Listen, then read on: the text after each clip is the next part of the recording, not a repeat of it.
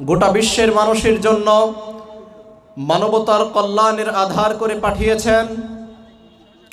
যদিও মানুষ বিভিন্ন দল মত পথ তরিকা ইজম মাযহাব বিভিন্ন দিক বেদিক ছোটাছুটি করে নিজেরাই নিজেদেরকে ক্ষতির দিকে ধ্বংসের দিকে ঠেলে দিচ্ছে, আল্লাহ সুবহানাহু ওয়া তাআলা এ সমস্ত বান্দা এ সমস্ত ব্যক্তিদের ব্যাপারে বলছেন, ওয়ামা যালামাহুমুল্লাহ ওয়ালাকিন কানু আনফুসাহুম ইয়াজলিমুন। আমি আল্লাহ তাদের উপর জুলুম করিনি, বরং তারা নিজেরাই নিজেদের উপর জুলুম করেছে। আল্লাহ সুবহানাহু ওয়া তাআলা মানুষকে সৃষ্টির পরে এমনি এমনি ছেড়ে দেয়নি, যে মানুষকে আল্লাহ সুবহানাহু ওয়া তাআলা এত সুন্দর দেহ আকৃতি অবকাঠামো দিয়ে সৃষ্টির পরে মানুষ তার জীবনকে কোন পথে পরিচালিত করবে, মানুষ তার জীবনকে কোন রাস্তায় ব্যয় করবে, এই রাস্তা এই পথ এই পন্থা এই পদ্ধতি আল্লাহ সুবহানাহু ওয়া তাআলা মানুষকে দেখিয়ে দিয়েছেন। কিন্তু এই পথ এই রাস্তা এটা দেখার পরে, এটা পাওয়ার পরে, এটা জানার পরে, এটা বুঝার পরে যারা এই পথ থেকে এই রাস্তা থেকে মুখ ফিরিয়ে নেয়, আল্লাহ সুবহানাহু ওয়া তাআলা তাদের ব্যাপারেই বলছেন, তাদের প্রতি আমি আল্লাহ বিন্দু পরিমাণ জুলুম করিনি, বরং তারা জুলুমটা নিজেরাই নিজেদের উপর করেছে। এরকম কোরআনুল কারীম থেকে আমরা উপমা পেশ করতে পারি।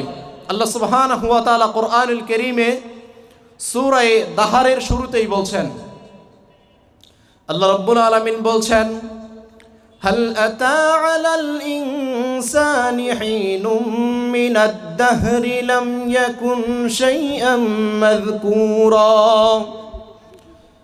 আল্লাহ রাব্বুল আলামিন বলছেন, মানুষ তুমি তোমার জীবনের সূচনা লগ্নে একটু তাকিয়ে দেখো, মানুষ তুমি তোমার জীবনের শুরুর দিকে একটু লক্ষ্য করে দেখো, যখন তুমি উল্লেখযোগ্য তো কিছুই ছিলে না, না ছিল তোমার কোনো নাম, না ছিল তোমার কোনো কর্ম, না ছিল তোমার কোনো পদমর্যাদা, না ছিল তোমার কোনো বাড়ি, না ছিল তোমার কোনো গাড়ি। আল্লাহ সুবহানাহু ওয়া তাআলা একেবারে শূন্য থেকে তোমাকে শূন্য আকারে সৃষ্টি করলেন। এই সৃষ্টির পরে আল্লাহ রাব্বুল আলামিন তোমাকে হেদায়েতের পথে কল্যাণের পথে নাজাতের পথে আহ্বান জানিয়েছেন। আল্লাহ বলছেন, ইন্না হাদাইনাহুস সাবিলা ইম্মা শাকিরাও ওয়া ইম্মা কাফুরা। আল্লাহ বলছেন, মানুষ তোমাকে সৃষ্টির পরে আমি আল্লাহ রাব্বুল আলামিন হেদায়েতের পথে কল্যাণের পথে আহ্বান জানিয়েছি। আল্লাহ বলছেন, এই হেদায়েতের পথ এই হেদায়েতের রাস্তা দেখার পরে বোঝার পরে অধিকাংশ মানুষ আমি আল্লাহর প্রতি অকৃতজ্ঞ, ইম্মা কাফুরা, আল্লাহর প্রতি তারা অকৃতজ্ঞ, আল্লাহর প্রতি তারা কুফরি করেছে, ইম্মা শাকিরা, আর অল্প কিছু মানুষ আল্লাহর দিয়া এই পথ এই রাস্তা এই পদ্ধতিকে বেছে নিয়েছে। যেটা আপনি আজকের এই মাহফিলকেই যদি একটু জাস্টিফাই করেন তাহলেই দেখতে পারবেন। আল্লাহ সুবহানাহু ওয়া তাআলা মানুষকে কল্যাণের পথে নাজাতের পথে জান্নাতের পথে আহ্বান জানিয়েছেন। আর জান্নাতের পথ যাতে আমাদের জন্য সহজ হয়, এই সহজ পথ করার লক্ষ্যেই আজকের এই মাহফিল।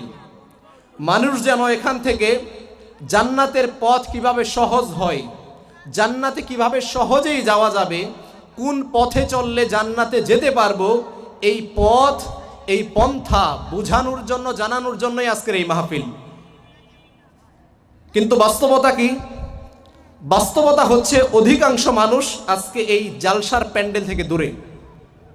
আল্লাহ এটাই বলছেন, আমি এই পথ তোমাদেরকে দেখিয়ে দিয়েছি। এটা সবাই বুঝে যে কোরআনুল কারীমের মাহফিল যেটা, এখানে পৃথিবীর কোনো কথাবার্তা বলা হয় না বা দুনিয়াবি কোনো আলোচনা হয় না। এখানে আলোচনা করা হয় পরকালমুখী আলোচনা।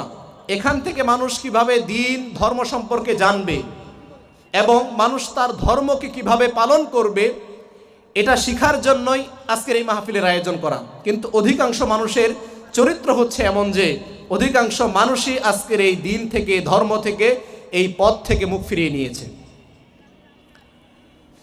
যারা এই দিন থেকে, ধর্ম থেকে, আল্লাহর ইবাদত থেকে মুখ ফিরিয়ে নিবে, যারা বিমুখতা অবলম্বন করবে, এদের ব্যাপারেও আল্লাহ রাব্বুল আলামিন কোরআনুল কারীমে বলছেন, আল্লাহ বলছেন ওমান আ'রাদা আন যিকরি, যে ব্যক্তি তার রবের জিকির থেকে, রবের ইবাদত থেকে বিমুখতা অবলম্বন করবে, মুখ ফিরিয়ে নিবে, আল্লাহ যেই পথে ডেকেছেন এই পথটাকে বাদ দিয়ে, এই পথটাকে ক্রস করে সে বিপথে চলাফেরা করবে। আল্লাহ বলছেন এরকমটা যারা করবে, আল্লাহ বলছেন ফাইন্না লাহু মাঈশাতান দনকা, আল্লাহ সুবহানাহু ওয়া তাআলা এই ব্যক্তিকে এক সংকুচিতময়, লাঞ্ছনাময়, কষ্টময় জীবন দান করবেন। আপনারা এরকমটা বলতে পারেন যে যারা আজকে দিন ধর্ম পালন করে না, যারা ইসলাম থেকে, দিন থেকে, ধর্ম থেকে, ইবাদত থেকে, আল্লাহর জিকির থেকে অনেক দূরে সরে গিয়েছে, এরা তো এদের জীবনে লক্ষ লক্ষ কোটি কোটি টাকা উপার্জন করতেছে মাসে, ইভেন এরা বিলাসবহুল জীবন যাপন করতেছে। আপনি যদি এই বিষয়টাকে একটু অ্যানালাইজ করেন, জাস্টিফাই করার চেষ্টা করেন, দেখবেন এই ব্যক্তির জীবনে যদিও বিলাসিতা আছে, যদিও লক্ষ লক্ষ কোটি কোটি টাকা আছে, এই ব্যক্তির জীবনে শান্তি বলতে আল্লাহ সুবহানাহু ওয়া তাআলা কিছু দিবেন না। এই ব্যক্তির জীবনকে আল্লাহ অশান্তময় করে দিবেন। এর বাস্তব উদাহরণ হিসাবে বলতে পারি, ওই যে দেখবেন আপনার সমাজে বা আপনার আশেপাশে যারা দিন মানে না, ধর্ম মানে না, কিন্তু লাখ লাখ টাকা উপার্জন করে, এরা দেখবেন মোটরসাইকেল চালিয়ে যাচ্ছে আর কানে একটা ফোন নিয়ে এভাবে কথা বলে যাচ্ছে। কেন? এই ব্যক্তির হাতে এতটুকু সময় নেই, এতটুকু সময় তার হাতে নেই যে সে দাঁড়িয়ে 2 মিনিট কথা বলবে। এত ব্যস্ততা, কোটি কোটি টাকা উপার্জন করে কিন্তু ব্যস্ততা।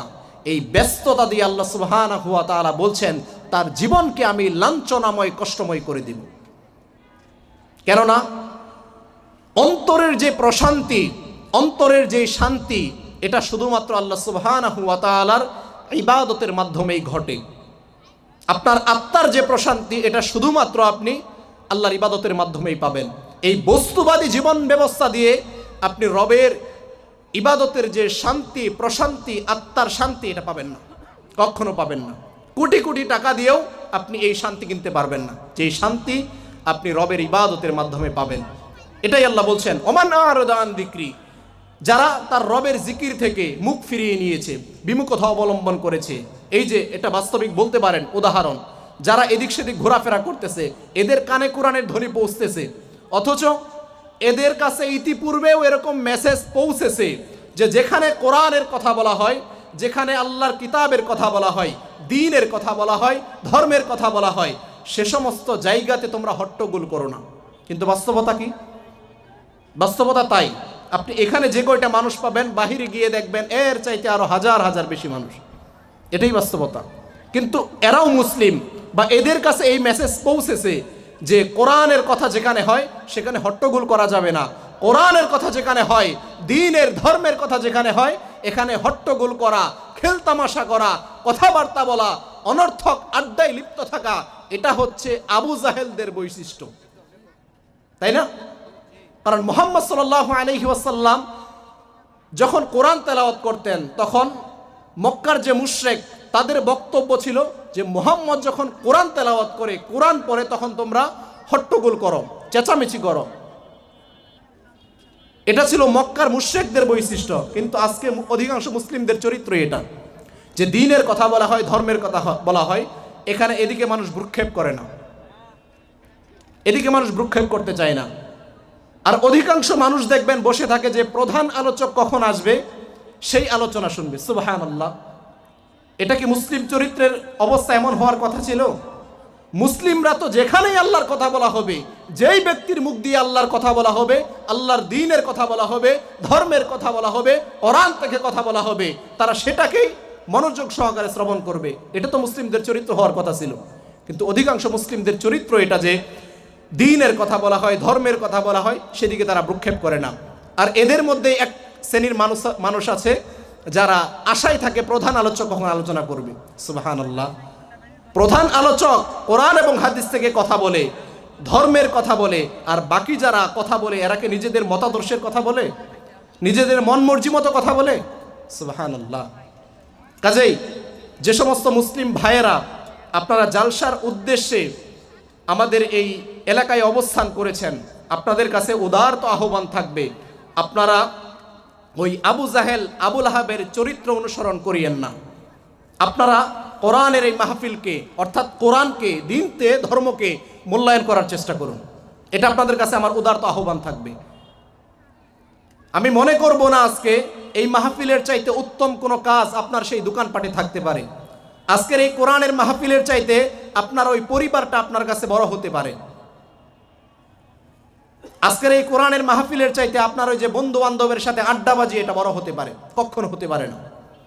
কোরআন এবং হাদিসের কথার সামনে এই সব কিছু বৃথা।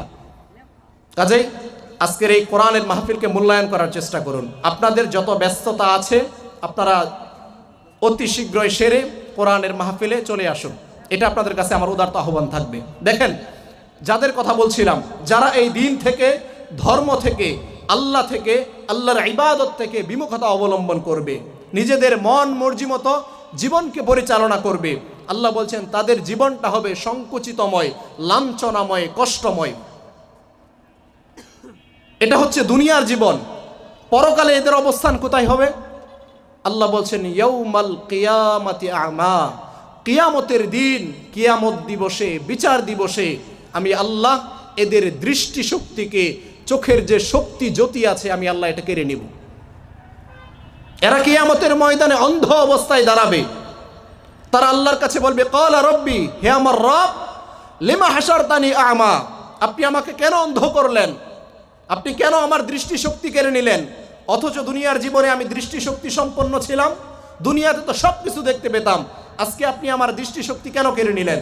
আল্লাহ বলবেন ক্বালা কাযালিকা আতাতকা আয়াতুনা, তোমাদের নিকট বিভিন্ন হুজুরেরা, বিভিন্ন উলামায়ে কেরাম আমি আল্লাহর আয়াতগুলোকে, আয়াতুনা ফানাসিতাহা, আমি আল্লাহর আয়াতগুলো পেশ করে শোনাতো, এটার তর্জমা অনুবাদ তোমাদের সামনে শোনাতো, তখন তোমরা কি করতে? বিমুখতা অবলম্বন করতে। তোমাদেরকে বলা হতো যে তোমরা এই পথে আসো, দ্বীনের পথে আসো, ধর্মের পথে আসো, তখন তোমরা মুখটাকে ফিরিয়ে নিতে। যেভাবে দুনিয়ার জীবনে আমি আল্লাহর প্রতি তোমরা বিমুখতা অবলম্বন করেছিলে, যেভাবে আমি আল্লাহকে তোমরা দুনিয়ার জীবনে ভুলে গিয়েছিলে, আমি আল্লাহ আজকে তোমাদেরকে ভুলে গেলাম। এই আচরণ করবে আল্লাহ সুবহানাহু ওয়া তাআলা ওই সমস্ত মানুষদের সাথে যারা দিন ধর্ম বিমুখ, যারা দিন ধর্ম বিমুখ, তাদের সাথে আল্লাহ সুবহানাহু ওয়া তাআলা এই আচরণ করবেন। আপনি বলেন তো, কিয়ামতের ময়দানে আল্লাহ সুবহানাহু ওয়া তাআলা যদি আপনার থেকে বিমুখ হয়ে যায় বা আপনার প্রতি দয়াশীল, ক্ষমাশীল না হয়, আপনার আমার বাঁচার উপায় আছে? কোনো উপায় নেই আপনার আমার বাঁচার। কাজেই কিয়ামতের ময়দানে বাঁচতে হলে আল্লাহর দয়া, আল্লাহর অনুগ্রহ, আল্লাহর ক্ষমা আমাদের জন্য অনিবার্য। বাঁচতে হলে কিয়ামতের ময়দানে।